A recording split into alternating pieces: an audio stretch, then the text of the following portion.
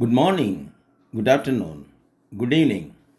Greetings to you in the name of Christ, wherever you are, my brother and sister. காலை வணக்கம், மதிய வணக்கம், மாலை வணக்கம் என அன்பான சகோதரரே சகோதரியே, நீங்கள் எங்கிருந்தாலும் கிறிஸ்துவின் நாமத்தில் உங்களுக்கு என் வாழ்த்துக்கள். I am Asi Joseph Sagayaraj, a preacher at the Church of Christ in Amalinagar Dindigul of Tamil Nadu at India. நான் ஆசி ஜோசப் சகாயராஜ், இந்தியாவின் தமிழ்நாட்டில் திண்டுக்கல் அமளி நகரில் உள்ள கிறிஸ்துவின் சபையில் ஊழியராக இருக்கிறேன். In this 36th week of Bible study, we will examine the details of the redemption of Lot and his household from the hands of the four kings and see an introduction about Melchizedek that met Abraham and is returned from the war. இந்த 36வது வார வேதாகம படிப்பில் லோத்துவும் அவருடைய குடும்பத்தினரும் 4 ராஜாக்களின் கைகளிலிருந்து மீட்கப்பட்ட விவரங்களை ஆராய்வோம். மேலும் ஆபிராம் போரிலிருந்து திரும்பி வந்தபோது அவரை சந்தித்த மெல்கிசேதேக் பற்றிய அறிமுகத்தையும் பார்ப்போம். Chapter 14, fourth subsection of this chapter, Abram go to rescue Lot. அதிகாரம் 14, இந்த 14ஆம் அத்தியாயத்தின் 4ஆம் உட்பிரிவு ஆபிராம் லோத்தை மீட்கச் செல்லுதல். First, let us read the verse 14. Now, when Abram heard that his brother was taken captive, he armed his 318 trained servants who were born in his own house and went in pursuit of as far as Dan. வசனத்தை முதலாவது வாசிப்போம். 14ஆம் வசனம். தன் சகோதரன் சிறையாக கொண்டு போகப்பட்டதை ஆபிராம் கேள்விப்பட்ட போது அவன் தன் வீட்டிலே பிறந்த கைப்பிடிந்தவர்களாகிய 318 ஆட்களுக்கும் ஆயுதம் தரிப்பித்து தான் என்னும் ஊர் மட்டும் அவர்களை தொடர்ந்து சென்றார். Key aspects of Genesis 14:14. Abram ஆதியாகமம் 14:14 முக்கிய அம்சங்கள். Abram's loyalty. When Abram heard that his adopted son Lot had been taken captive, he immediately took the initiative to rescue him. ஆபிராமின் பற்றுறுதி. Abram தமது வளர்ப்பு மகன் லோத்து சிறைப்பிடிக்கப்பட்டதை கேள்விப்பட்டதும் உடனடியாக அவரை மீட்க துணிந்தார். A large but small army, described as 318 trained or instructed men. This may refer to the loyalty of Abram to war and his family. Although they were sufficient to demonstrate Abram's wealth and power, this was a small force compared to the alliance of four kings. This emphasizes Abram's reliance on divine protection. ஒரு பெரிய ஆனால் சிறுபடை, கைப்படிந்தவர்கள், அதாவது பயிற்சி பெற்ற 318 ஆண்கள் அல்லது அறிவுறுத்தப்பட்ட ஆண்கள் என்று இவர்கள் விரிவிக்கப்படுகிறார்கள். இது போர் மற்றும் அவரது குடும்பத்தின் மீதான ஆபிராமின் விசுவாசமாக இருக்கலாம். இவர்கள் ஆபிராமின் செல்வத்தையும் சக்தியும் காட்ட போதுமானவர்களாக இருந்தாலும் 4 ராஜாக்களின் கூட்டணியுடன் ஒப்பிடும்போது இது ஒரு சிறிய படை. இது தெய்வீக பாதுகாப்பை Abram நம்பியிருப்பதை வலியுறுத்திற்று. Born in his own house, these men were loyal servants raised or hired by Abram, making it clear that the rescue was not a mercenary effort but a personal army, deeply loyal men. அவரது வீட்டில் பிறந்தவர்கள். இந்த ஆண்கள் ஆபிராமால் வளர்க்கப்பட்ட அல்லது பணியமர்த்தப்பட்ட விசுவாசமான பணியாளர்கள் என்பதை குறிக்கிறது. இந்த மீட்பு பணியை ஒரு கூலிப்படை முயற்சியாக இல்லாமல் ஆழமான விசுவாசமுள்ள மனிதர்கள் கொண்ட தனிப்பட்ட படையாக எடுத்த முயற்சியை இது காண்பிக்கிறது. Geographical significance. The pursuit as far as Dan illustrates the extent of the war. This refers to a place of the northern border of the land of Israel. புவியியல் முக்கியத்துவம். தான் என்னும் ஊர் மட்டும் துரத்துதல் என்பது போரின் அளவை எடுத்து காட்டுகிறது.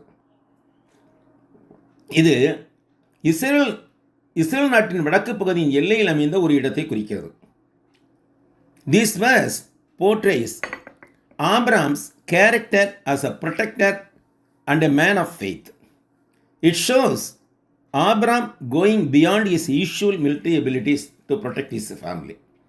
இந்த வசனம் ஆபிரகாமின் குணாதிசயத்தை ஒரு பாதுகாவலராகவும் விசுவாசமுள்ள மனிதராகவும் சித்தரிக்கிறது. இது குடும்பத்தை பாதுகாக்க ஆபிரகாம் தனது வழக்கமான இராணுவ திறனுக்கு அப்பாற்பட்ட சூழ்நிலையிலிருந்து செயல்படுவதையும் குறிக்கிறது. 15th verse. He divided his force against them by night, and he and his servants attacked them and pursued them as far as Oba, which is north of Damascus. ராக்காலத்திலே அவனும் அவன் வேலைக்காரரும் பிரிந்து பவிஞ்சுகளாய் அவர்கள் மேல் விழுந்து அவர்களை முறியடித்து தமஸ்குவுக்கு இடதுபுறமான ஓபா மட்டும் துரத்தி என்று தமிழில் வசனம் இருக்கிறது. This verse tells us that Abraham used night warfare as a strategy to defeat a coalition of 4 kings and rescue his nephew Lot. He divided his 318 trained warriors into groups and attacked the enemy. In this way, he stunned his enemies. While God showed favor to Abraham, Abraham demonstrated his military strategy, skill and dedication to rescue his family. இந்த வசனம் Abraham 4 ராஜாக்களின் கூட்டணியை தோற்கடித்து தனது வளர்ப்பு மகன் லோத்தை மீட்பதற்கு நேரடியாக ஒரு போரை தொடுத்த ஒரு வியூகத்துவமான ஒரு செயலை கூறுகின்றது. பயிற்சி பெற்ற தனது 318 வீரர்களை குழுக்களாக பிரித்து எதிரியை தாக்கச் செய்தார். இதன் மூலம் அவர் தமது எதிரிகளை திகைப்படைய செய்தார். ஆபிரகாம் மீது தேவன் தயவை காட்டும் அதே வேளையில் ஆபிரகாம் தனது குடும்பத்தை மீட்பதற்கான தமது போர்த்தந்திர வியூகங்களையும் திறமைகளையும் அர்ப்பணிப்பையும் நிரூபித்தார். The main features of this verse are as follows.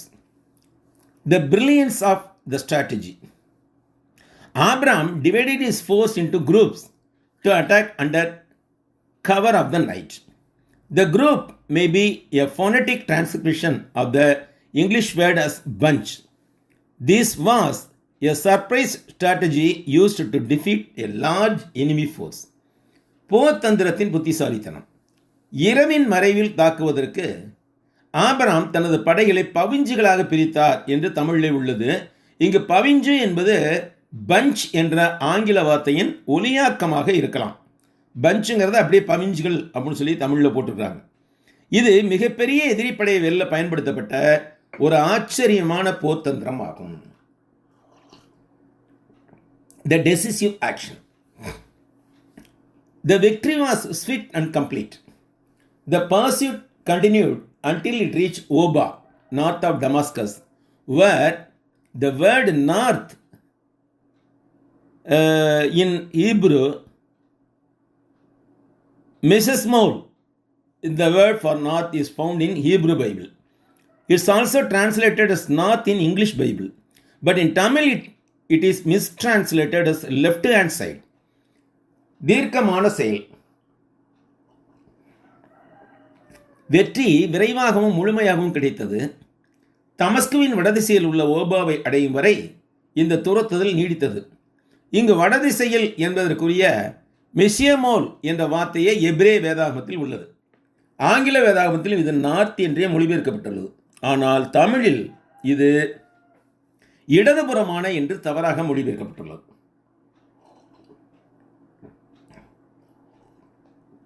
Rescue mission. Abraham's primary goal was to rescue Lot. This verse demonstrated Abraham's courage and his willingness to risk his life for his family. மீட்பு பணி. லோத்தை மீட்பதே ஆபிராமின் முதன்மை குறிக்கோளாக இருந்தது. ஆபிராமின் துணிச்சலையும் அவரது குடும்பத்திற்காக அவர் தம் உயிரையும் பயணமைத்து வைக்க தயாராக இருப்பதையும் இந்த வசனம் நிரூபிக்கிறது. Significance. This serves as an example of combining faith with action. It's also sometimes seen as a metaphor for the deliverance of believers from the slavery of sin by Christ. முக்கியத்துவம். இது விசுவாசத்தை செயல்பட நினைப்பதற்கான ஒரு எடுத்துக்காட்டாக செயல்படுகிறது. மேலும் சில சமயங்களில் கிறிஸ்து விசுவாசிகளை பாவத்தின் அடிமைத்தனத்திலிருந்து விடுவிப்பதற்கான ஒரு ஒப்புமையாகவும் இது பார்க்கப்படுகிறது. ஆபிராம் 4 ராஜாக்களின் படையின் அபகரிப்பிலிருந்து லோத்தை மீட்டார். அதே போன்று இயேசு கிறிஸ்து விசுவாசியை பாவத்தின் அடிமைத்தனத்திலிருந்து மீட்கிறார் என்ற அளவில் இது ஒரு ஒப்புமையாக காணப்படுகிறது. So then let us go to 16th verse. He brought back all the goods and also brought back his brother Lot and his goods as well as the women and the people. 16ஆம் வசனத்தை வாசிப்போம். சகல பொருள்களையும் திருப்பி கொண்டு வந்தான். தன் சகோதரனாகிய லோத்தையும் அவனுடைய பொருள்களையும் ஸ்திரீகளையும் ஜனங்களையும் திருப்பி கொண்டு வந்தான். Genesis 14:16 describes Abram's successful rescue mission. In it, he defeated 4 kings and then rescued his adopted son Lot's family and all the stolen goods. ஆதியாகமம் 14:16ஆம் வசனம் ஆபிராமின் வெற்றிகரமான மீட்பு பணியை விவரிக்கிறது. இதில் அவர் 4 ராஜாக்களை தோற்கடித்த பிறகு தனது வளர்ப்பு மகன் லோத்தையும் அவரது குடும்பத்தினரையும் திருடப்பட்ட அனைத்து பொருட்களையும் மீட்டுக்கொண்டார். இது வீரமான விசுவாசம் ஆகும். It presents the themes of God empowered victory over great obstacle and the restoration of what was lost. It also serves as a foreshadowing of Christ as the Savior. இது வீரமுள்ள விசுவாசமாகும். பெரும் தடைகளுக்கு எதிராக தேவனால் அளிக்கப்பட்ட வெற்றி மற்றும் இழந்ததை மீட்டெடுப்பது ஆகிய ஆய்வு கருத்துக்களை இது முன்வைக்கிறது. இது கிறிஸ்துவை மீட்பராக காட்டுவதற்கான ஒரு முன்னறிவிப்பாகவும் செயல்படுகிறது. Then we go to key features of the verse 14-16. இப்பொழுது நாம் ஆதியாகமம் 14:16 முக்கிய அம்சங்களை காணப்போகிறோம். First, complete restoration. This verse emphasizes Abram's bringing back all the goods, people and women. This meant a complete recovery of what had been stolen by his enemies, a complete victory and the recovery of Lot's family. ஆதியாகமம் 14:16 முக்கியமான அம்சங்கள். முழுமையான மறுசீரமைப்பு. ஆபிராம் எல்லா பொருட்களையும் மக்களையும் பெண்களையும் திரும்ப கொண்டு வந்ததை இந்த வசனம் வலியுறுத்துகிறது. இது விரோதிகள் திருடிச் சென்றவற்றை முற்றிலும் திருப்பி முழுமையான வெற்றி பெற்று லோத்தின் குடும்பத்தையும் மீட்டெடுத்ததை குறிக்கிறது. Heroic faith and action. Even though Abram was 75 years old, he displayed great courage.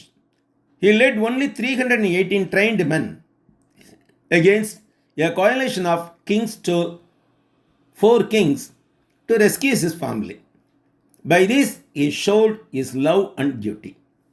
வீர விசுவாசம் மற்றும் செயல்பாடு. ஆபிராம் 75 வயதுக்கு மேற்பட்டவராக இருந்த போதிலும் அவர் தமது மகத்தான தைரியத்தை வெளிப்படுத்தினார். தமது குடும்பத்தை மீட்டெடுப்பதற்காக ராஜாக்களின் கூட்டணிக்கு எதிராக 318 பயிற்சி பெற்ற ஆண்களை மாத்திரமே வழிநடத்தி சென்றார். இதன் மூலம் அவர் தமது அன்பையும் கடமையும் காண்பித்தார். Identity of the study. ஆய்வு கருத்தின் அடையாளம். Faith. This highlights the importance of caring for relatives and taking risk for others. விசுவாசம். மற்றவர்களுக்காக இடர்பாடுகளை மேற்கொள்ளுதல் ஆகியவற்றின் முக்கியத்துவத்தை இது எடுத்து காட்டுகிறது. Redemption. Many commentators see this as a foreshadowing of Christ. The greater Abraham rescue his people, represented by Lot from the captivity of sin. மீட்பு. பல விளக்க உரையாளர்கள் இதை கிறிஸ்து என்ற பெரிய ஆபிரகாம் லோத்துவினால் குறிக்கப்பட்ட தம்முடைய மக்களை பாவத்தின் சிறையிலிருந்து மீட்பதன் முன்னிழலாட்டமாக காண்கிறார்கள். This is a foreshadowing of Christ's redemption work. Context. This verse is the climax for the first war in history, the War of Kings. It demonstrates the strength of Abraham and the blessing that God showered upon him. சூழல்.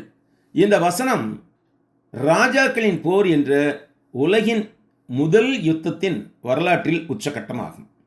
இது ஆபிரகாமின் பலத்தையும் அவர் மீது தேவன் பொழிந்த ஆசீர்வாதத்தையும் நிரூபிக்கிறது. Next we come to the 17th verse. And the king of Sodom went out to meet him at the valley of Shaveh, that is the king's valley, after his return from the defeat of Kedorlaomer and the kings who were with him. 17ஆம் வசனம் வாசிப்போம். அவன் கெதர்லாகோமேரையும் அவனோடு இருந்த ராஜாக்களையும் முறியடித்து திரும்பி வருகிற போது சோதோமின் ராஜா புறப்பட்டு ராஜாவின் பள்ளத்தாக்கு என்னும் சாவே பள்ளத்தாக்கு மட்டும் அவனுக்கு எதிர்கொண்டு போனான். This verse refers to Abraham returning home after spectacular victory over the 4 kings to rescue his adopted son Lot. இந்த வசனம் ஆபிரகாம் தன் வளர்ப்பு மகன் லோத்துவை மீட்க 4 ராஜாக்களை வீழ்த்தி அற்புதமான வெற்றி பெற்ற பின்பு அவர் இல்லம் திரும்புவதை குறிக்கிறது. This sets the stage for Abraham to meet the king of Sodom and also the king of Salem, Melchizedek. This moment marks the transition from war to a spiritual significant event. Because Abraham victorious by God's power, he was welcomed on behalf of the kings. இது Abraham சோதோமின் ராஜாவையும் சாலேமின் ராஜாவாகிய மெல்கிசேதேக்கையும் சந்திப்பதற்கான ஒரு களத்தை அமைக்கிறது. இந்த வேளையானது போரிலிருந்து திரும்பிய ஆபிரகாமுக்கு ஆவிக்குரிய வகையில் ஒரு முக்கியமான நிகழ்வு நடப்பதை எடுத்து காட்டுகிறது. ஏனென்றால் தேவனின் பலத்தால் வெற்றி பெற்ற ஆபிரகாம் ராஜாக்களின் சார்பாக வரவேற்கப்பட்டார். The main meanings of the verse are as follows. இந்த வசனத்தின் முக்கியமான அர்த்தங்கள் பின்வருமாறு. A triumphant return. Abraham returned victorious after defeating the alliance of the kings of Kedorlaomer and rescued his adopted son Lot and the other captives he rescued with him. ஒரு வெற்றிகரமான திரும்புதல். Abraham தனது வளர்ப்பு மகன் லோத்தையும் மற்றும் அவருடன் மீட்கப்பட்ட பிற கைதிகளையும் பாதுகாக்க கெதர்லாகோமேர் ராஜாவின் கூட்டணியை தோற்கடித்து ஒரு வெற்றியாளராக திரும்பினார். A setting of 2 encounters. This event took place in the valley of Shaveh, the valley of kings. There Abraham met 2 different leaders that represented different paths. Melchizedek, the righteous priest king, was the bringer of blessing. Next, the wicked king of Sodom, who was the center of world problems. 2 சந்திப்புகளின் அமைப்பு. இந்த நிகழ்வு சாவே பள்ளத்தாக்கு என்ற ராஜாவின் பள்ளத்தாக்கில் நிகழ்ந்தது. இங்கு ஆபிரகாம் மாறுபட்ட பாதைகளை குறிக்கும் 2 வெவ்வேறு தலைவர்களை சந்தித்தார். நீதியுள்ள ஆசாரியரும் ராஜாவுமான மெல்கிசேதேக், இவர் ஆசீர்வாதத்தை கொண்டு வருவராய் இருந்தார். அடுத்ததாக சோதோமின் பொல்லாத ராஜா, இவர் உலக பிரச்சனையை மையம் கொண்டிருந்தார். Spiritual turning point. This time highlights the difference between trusting the supreme God, the creator of heaven and earth, and accepting the tainted, plundered goods of the world. ஆவிக்குரிய திருப்புமுனை. இந்த வேளையானது வானத்தையும் பூமியும் உடையவராகிய உன்னதமான தேவனை நம்புவதற்கும் உலகின் கரை படிந்த கொள்ளையடிக்கப்பட்ட பொருட்களை ஏற்றுக்கொள்வதற்கும் இடையிலான வேறுபாட்டை எடுத்துரைக்கிறது. Direct divine protection. It highlights that God provides victory, positioning Abram for greater divine revelation immediately following the conflict. தெய்வீக பாதுகாப்பு.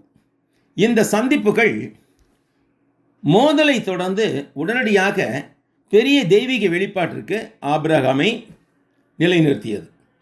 தேவன் வெற்றியை வழங்குகிறார் என்பதை இது எடுத்து காட்டுகிறது.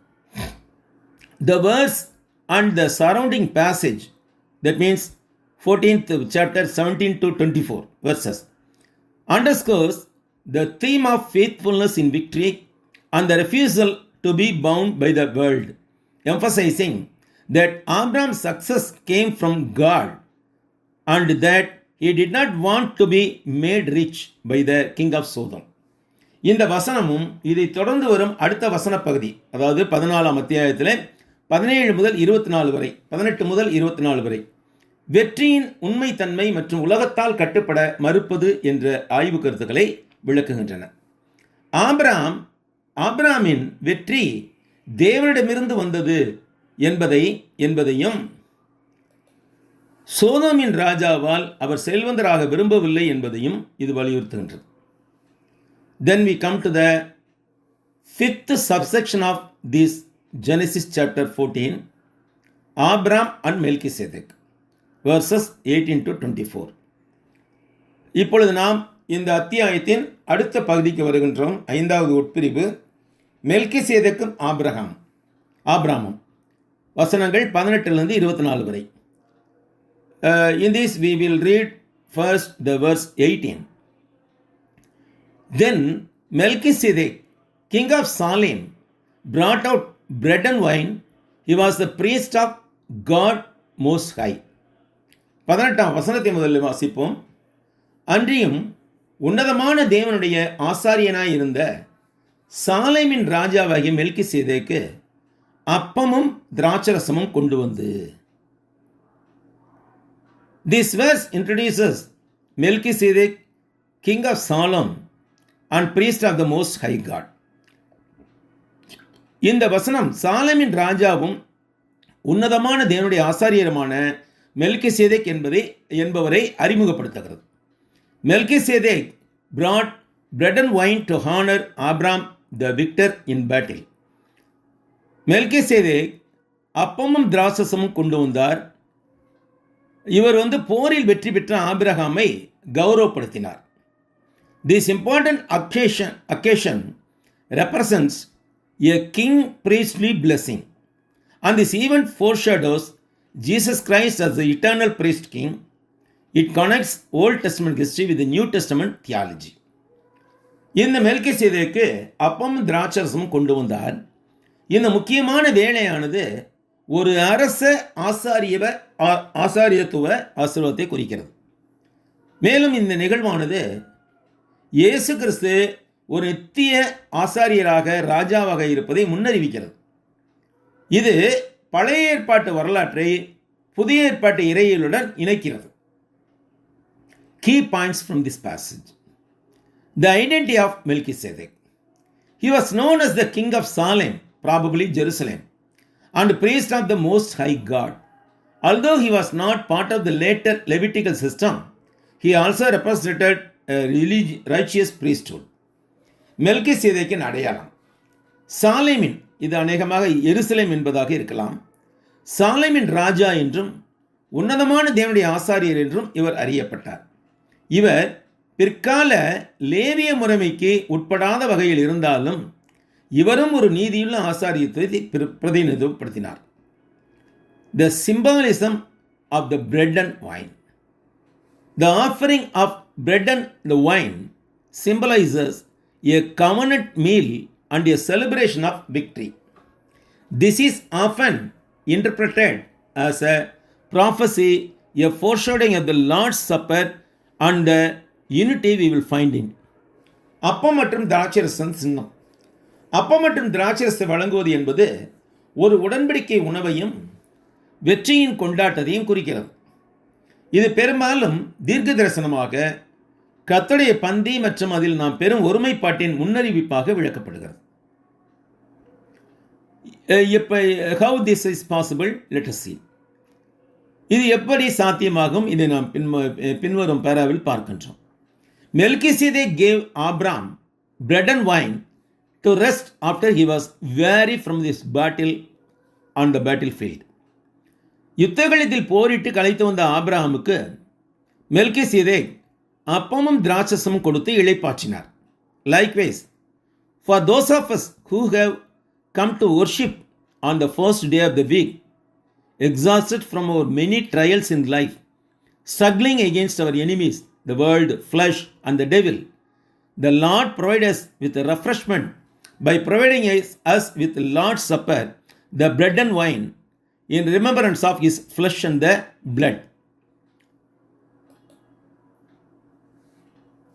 அதுபோலவே வாழ்க்கையில் ஏற்படும் பலவித சோதனைகளில் நமது விரோதிகளான உலகம், மாமிசம் மற்றும் பிசாசை எதிர்த்து போராடி களைத்து வாரத்தின் முதல் நாளில் ஆராதனைக்கு வருகின்ற நமக்கு கர்த்தர் தமது மாமிசத்தின் நினைவாக அப்பத்தையும் தமது இரத்தத்தின் நினைவாக திராட்சரசத்தையும் கர்த்தரின் பந்தியாக கொடுத்து நமக்கு இளைப்பாறுதல் தருகின்றார். This prepares us for the struggles of the life to come in the next week. இது வாழ்வின் அடுத்த வார போராட்டங்களுக்கு நம்மை தயார்படுத்துகின்றது. First priest. This is the first occurrence of the word priest in the Bible. It sets a precedent for the mediator between it sets the precedent for a mediator between God and man. முதல் ஆசாரியர். இது வேதாகமத்தில் ஆசாரியர் என்ற வார்த்தை முதலாக காணப்படும் நிகழ்வாகும். தேவனுக்கும் மனிதனுக்கும் இடையில் ஒரு மத்தியஸ்தருக்கு இது ஒரு முன்னுதாரணத்தை அமைக்கிறது. Connection with Christ. In Psalm 110 verse 4 we read that King David speaking prophetically of Jesus Christ said, கிறிஸ்துவுடனான தொடர்பு. சங்கீதம் 110 4ஆம் வசனத்தில் தாவீது அரசர் இயேசு கிறிஸ்துவை பற்றி தீர்க்க தரிசனமாக பின்வருமாறு கூறியதை நாம் வாசிக்கின்றோம். The Lord has sworn and will not change his mind. You are a priest forever according to the order of Melchizedek. நீர் மெல்கிசேதேக்கின் முறைமையின்படி என்றென்றைக்கும் ஆசாரியராய் இருக்கிறீர் என்று கர்த்தர் ஆணையிட்டார், மனம் மாறாமலும் இருப்பார். Next we come to the Hebrews 7th chapter. This Melchizedek is used to describe the eternal high priesthood of the King and High Priest, Jesus Christ. We read about this in the following way. மற்றும் புதிய ஏற்பாட்டில் எபிரேயர் 7ஆம் அத்தியாயத்தில் ராஜாவும் பிரதான ஆசாரியருமான இயேசு கிறிஸ்துவின் நித்திய மேலான ஆசாரியத்துவத்தை விவரிக்க இந்த மெல்கிசேதேக் பயன்படுத்தப்படுகிறார். இதை பற்றி நாம் பின்வருமாறு வாசிக்கிறோம். Hebrews 7:1-4 verses. Let us read. This Melchizedek was king of Salem, priest of the Most High God. He met Abraham, who was meeting the kings, and blessed him. இந்த மெல்கிசேதேக்கு சாலேமின் ராஜாவும் உன்னதமான தேவனுடைய ஆசாரியனுமாய் இருந்தான். ராஜாக்களை முறியடித்து வந்த ஆபிரகாமுக்கு இவன் எதிர்கொண்டு போய் இவனை ஆசீர்வதித்தான். To him Abraham gave the tenth of everything, and Melchizedek is called first king of righteousness, then king of Salem, king of peace. இவனுக்கு ஆபிரகாம் எல்லாவற்றிலும் தசமபாகம் கொடுத்தான். இவனுடைய முதற் பேராகிய மெல்கிசேதேக்கு என்பதற்கு நீதியின் ராஜா என்றும், பின்பு சாலேமின் ராஜா என்பதற்கு சமாதானத்தின் ராஜா என்றும் அர்த்தமாம். He is without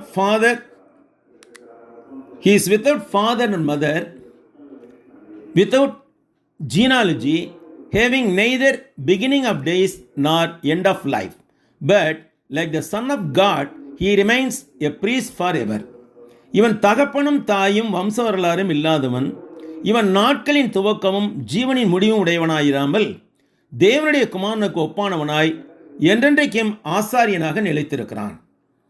See how great is the man is, to whom even the patriarch Abraham gave a tenth of spoils.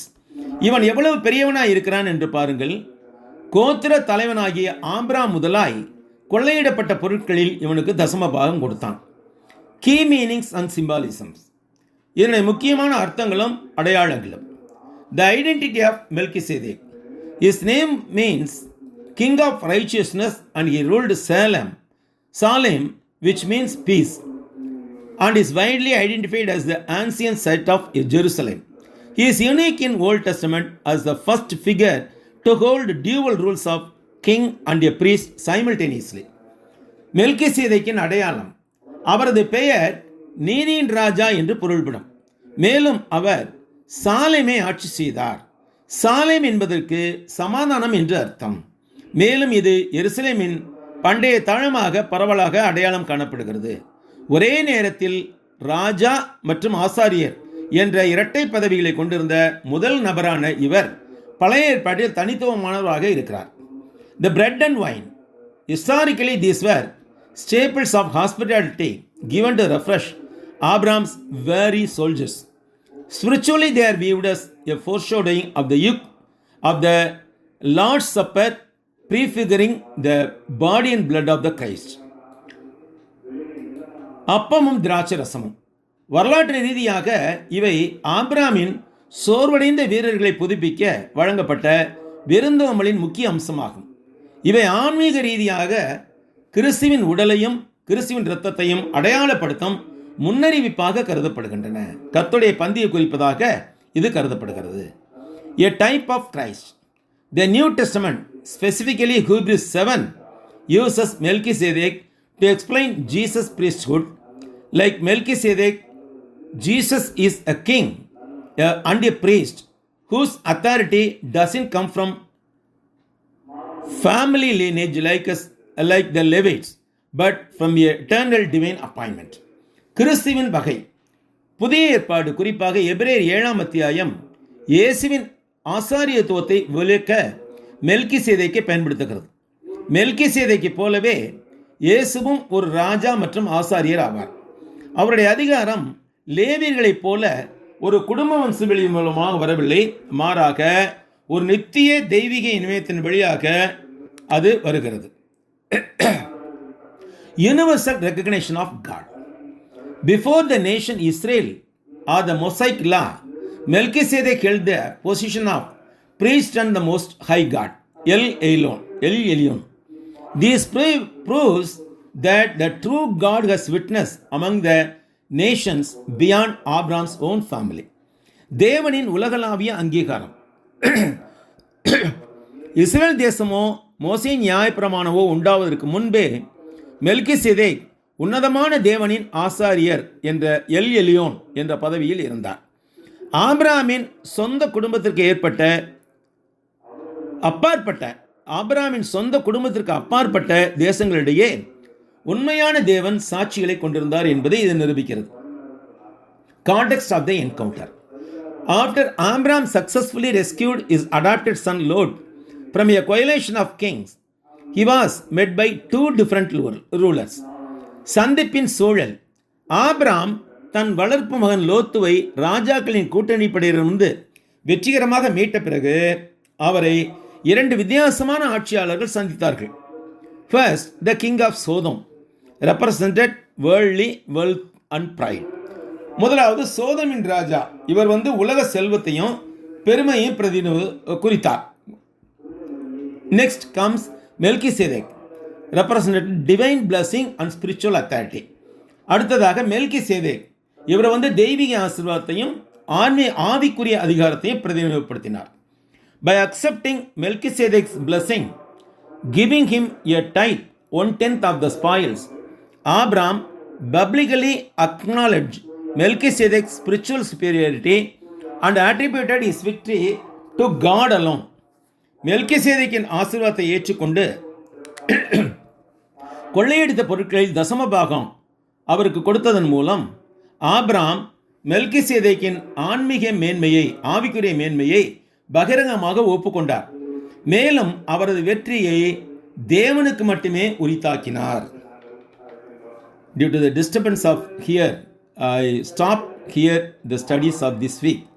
இங்கே ஒலிபெருக்கி தொந்தரவு இருப்பதனாலே நான் இத்துடன் என்னுடைய பாடத்தை, இந்த வார பாடத்தை முடித்துக் கொள்கிறேன்.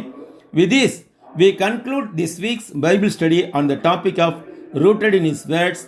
If the Lord's will, next week on the same day, we will continue the study with the examination of the events that followed in Genesis chapter 14. அவருடைய வசனத்தில் வேரூன்றுதல் என்ற தலைப்பிலான இந்த வாரத்துக்கான படிப்பை இத்துடன் முடித்துக் கொள்வோம். கர்த்தருக்கு சித்தமானால் அடுத்த வாரத்தில் இதே நாளில் இதே நேரத்தில் ஆதியாகமம் 14ஆம் அத்தியாயத்தில் தொடர்ந்து நடைபெற்ற விஷயங்களை பற்றிய ஆராய்ச்சியுடன் நமது படிப்பை தொடர்வோம். My heartfelt thanks to our dear brother Thunder Kirk and his team for their excellent work in broadcasting this study through Ignite Radio. Ignite வானொலி மூலமாக இந்த படிப்பை ஒளிபரப்பு பணியை சிறப்பாக செய்து வரும் அன்புக்குரிய சகோதரர் தண்டர் கிர்க் மற்றும் அவரது குழுவினருக்கு எனது மனமார்ந்த நன்றி. My sincere thanks to brother David, brother Jack Williams and sister Deepthi Williams for their excellent work in broadcasting this program in India. இந்த வானொலி ஒளிபரப்பை இந்தியாவில் மிகச் சிறப்பாக செய்து வரும் அன்பான சகோதரர் டேவிட் மற்றும் சகோதரர் ஜேக் வில்லியம்ஸ் மற்றும் சகோதரி தீப்தி வில்லியம்ஸ் ஆகியோருக்கு என் மனமார்ந்த நன்றி. My heartfelt thanks to all the beloved brothers and sisters who listened this broadcast from the beginning to end. இந்த ஒளிபரப்பை தொடக்கம் முதல் நிறைவு வரை கவனித்து கேட்ட அன்புமிக்க சகோதர சகோதரிகள் யாவருக்கும் என் மனமார்ந்த நன்றியை தெரிவித்துக் கொள்கிறேன். Until we meet again, I am praying for you. மீண்டும் சந்திக்க வரை உங்களுக்காக நான் ஜெபிக்கிறேன். Good bye brothers and sisters. நன்றி சகோதரரே, சகோதரிகளே.